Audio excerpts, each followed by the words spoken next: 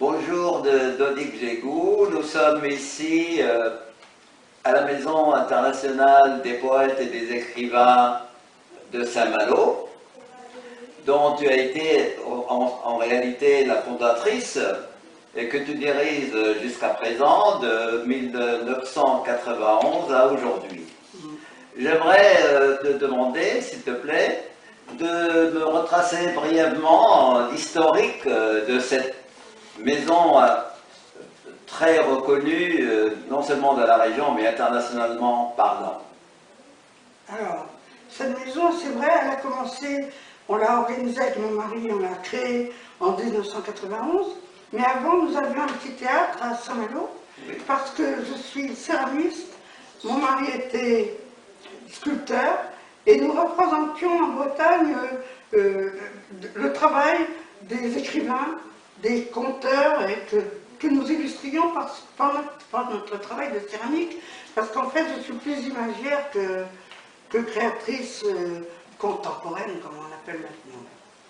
Bon, mais ces images, tout le monde me demandait, mais c'est qui? Vous représentez des choses, on ne sait pas ce que ça veut dire, et je me rendais compte que tous ces touristes qui rappliquaient à Saint-Malo, par milliers, par millions même on peut dire, ne connaissaient rien. Et on s'est dit avec Gwen, on va les faire venir les plus grands, les uns après les autres, dans ce petit théâtre que nous avions, pour expliquer ce que sont toutes ces illustrations que nous faisons sur la littérature d'une région en France, qui est une des plus riches de notre pays. Enfin, c'est vraiment... la Bretagne, c'est beau partout, d'abord. Et en plus, c'est d'une richesse insoupçonnable. Et les gens, quand ils viennent, sont complètement emballés par ce travail qu'on leur montre et par ce travail qu'on leur dit. Donc, nous avons commencé dans ce petit théâtre. Et puis, la mairie de Saint-Malo, de l'époque, nous a demandé nous a offert une seule maison qui était la plus ancienne de la ville, qui n'avait pas été détruite par les deux grands incendies et par la guerre de 39-40. Et donc, elle nous a donné cette maison et à nous de faire ce que nous voulions. Donc, j'ai commencé par appeler par courrier ou par téléphone des amis qu'on avait un petit peu partout, parce que ce travail que nous faisions était attirer des gens de tous les pays. Et donc, j'ai appelé des gens comme Georges Amado, comme... je sais pas moi, les plus grands poètes et écrivains de notre époque, et tout le monde a dit oui, c'était formidable, comme toi par exemple, qui est aussi dans le début de cette aventure. Oui. Et puis, j'avais eu la chance d'être reconnue par l'UNESCO quelque temps auparavant, qui m'avait fait un hommage exceptionnel dans la grande salle de l'UNESCO, et le directeur de l'UNESCO lui-même est venu inaugurer la maison avec Camilo Rosé-Sela, qui était le prix Nobel de littérature de cette époque, et qui est venu lui aussi, ainsi que de grands poètes contemporains, et Claude Couffon, à qui j'ai demandé d'être président de cette maison, parce que je le connaissais depuis des années, je travaillais avec lui autour de la poésie, c'est un des grands traducteurs de la langue espagnole dans le monde, enfin c'était un des grands, il est mort l'année dernière, ça a été une perte extraordinaire. C'était quelqu'un de formidable, il travaillait pour les autres, il se mettait toujours en retrait, il était généreux. Donc il nous a fait venir ici les plus grands poètes de littérature de Sud-Amérique, et c'est pour ça que nous avons aussi créé dans cette maison des ateliers de traduction d'espagnol, ainsi que la venue de grands poètes comme des écrivains comme José Sarney, président du Brésil, des gens comme Georges Amado, qui est revenu trois fois, Sepúlveda, enfin je pourrais en citer comme ça, un nombre incalculable, parce que nous avons fait venir dans cette maison près de 3000 écrivains de tous les pays. Tout à fait. Y compris du Maghreb, d'Afrique, de tous les pays du monde, du Japon, de Chine, des poètes, des peintres. Il y en a tellement que je ne sais même plus les citer. Ça a été formidable, ils ont tous dit oui, ils sont tous venus, mais avec une chaleur et une générosité extraordinaire. Voilà l'histoire du début de cette maison. Bon, alors maintenant, je voudrais savoir, toi, grand poète, reconnu internationalement, travaillant comme grand professeur de l'université de York à Toronto, qui est venu plusieurs fois nous voir, et autour de toi, nous avons fait déjà quelques rencontres. Bien sûr. Nous voudrions d'ailleurs te rendre un hommage, on verra comment tout ça se fera. Je voudrais, toi, en tant que poète, pour toi, parce que ici c'est surtout la poésie qui est mise à l'honneur, je voudrais savoir pour toi quelle est la définition de la poésie et comment tu la vois évoluer, parce que c'est très dur en ce moment. Exact, c'est très dur.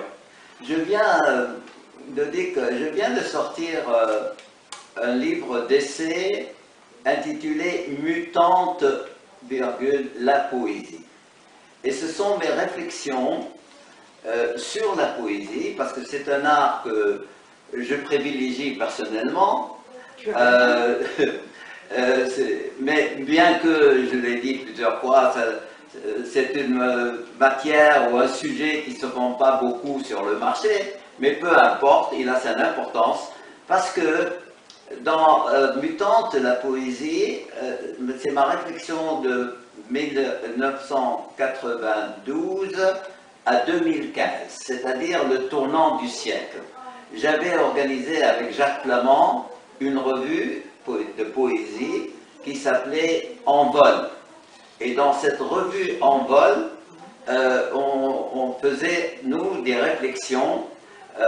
Et j'ai fait donc dans cette revue 14 réflexions que j'ai mis à jour avec tout ce que, si vous voulez, tout ce qui est venu après. Bon.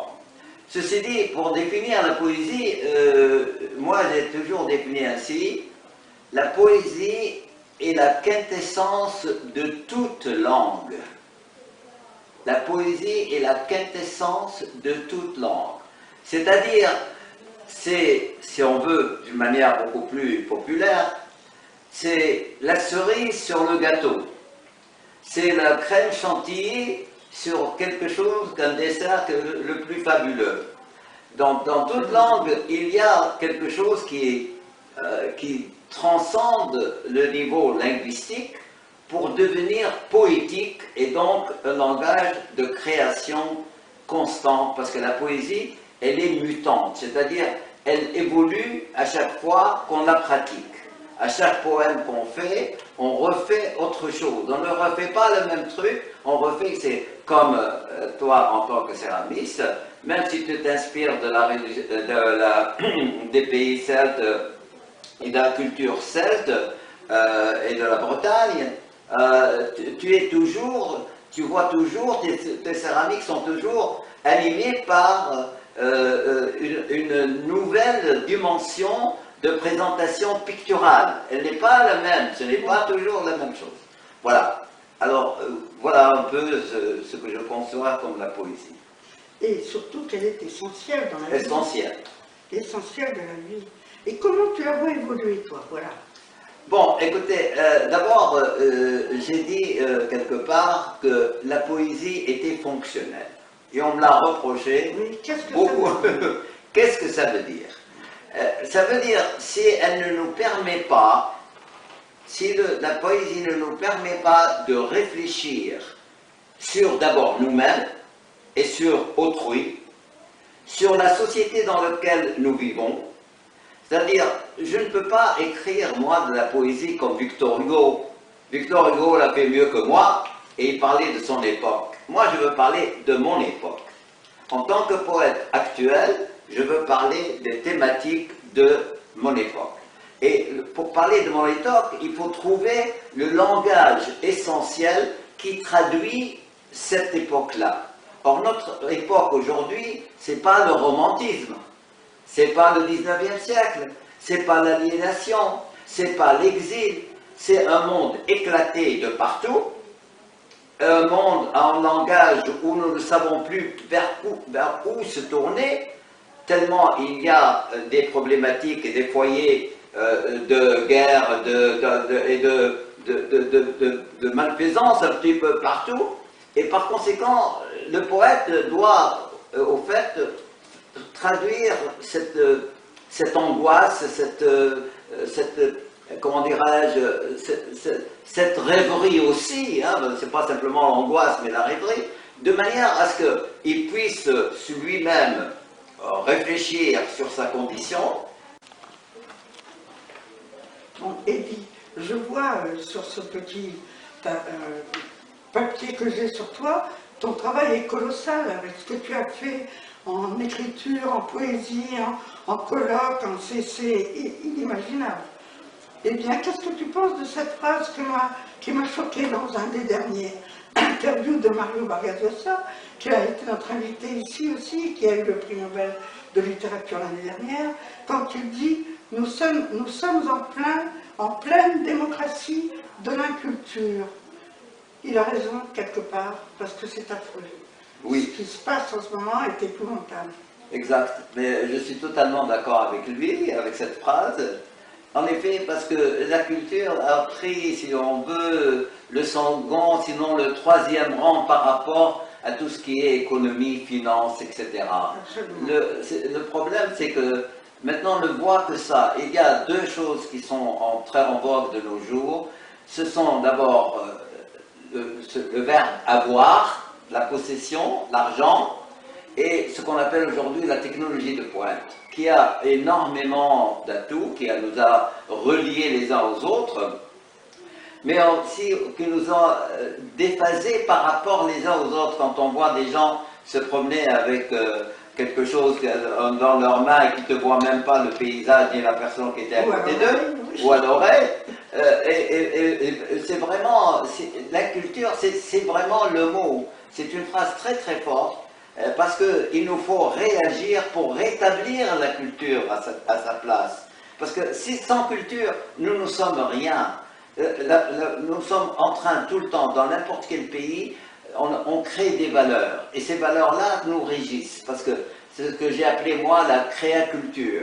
C'est-à-dire la création de valeurs culturelles de l'homme, la femme, par rapport au milieu dans lequel ils vivent. Et c'est cette créaculture, cette culture même, qui doit être partagée. D'abord, l'apprécier soi-même et la faire partager à l'autre. D'où ma notion de transculturel, parce que qu'est-ce que c'est que le transculturel? C'est d'abord bien connaître sa propre culture pour la transvaser à quelqu'un d'autre. Et ce quelqu'un d'autre qui est différent de vous, parce que le problème le plus important aujourd'hui, c'est le problème de la différence.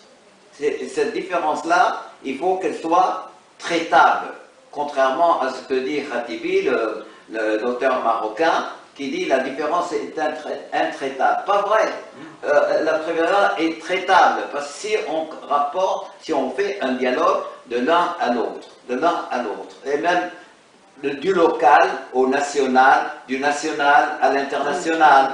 Voilà comment il faudrait procéder. Mais malheureusement, encore une fois, au lieu que ce soit le verbe être qui est au fond de là-bas, ce que nous sommes et ce que nous sommes en train de devenir, on passe simplement à l'avoir, comment avoir telle ou telle position. Et c'est ça la problématique d'aujourd'hui, une des grandes problématiques d'aujourd'hui. Alors, Eddy, on va terminer ce petit interview. Oui. Dans ton petit fascicule là qui dit « Bienvenue dans mon univers transculturel », tu as au début en exergue quelque chose de formidable et qui résume tout ce qu'on a envie de faire et tout ce qu'on espère. Tu dis « La paix, c'est la véritable rencontre de l'autre dans sa vérité. C'est l'acceptation totale de la différence. » Et c'est ce qu'on essaie de faire, nous, avec nos petits moyens.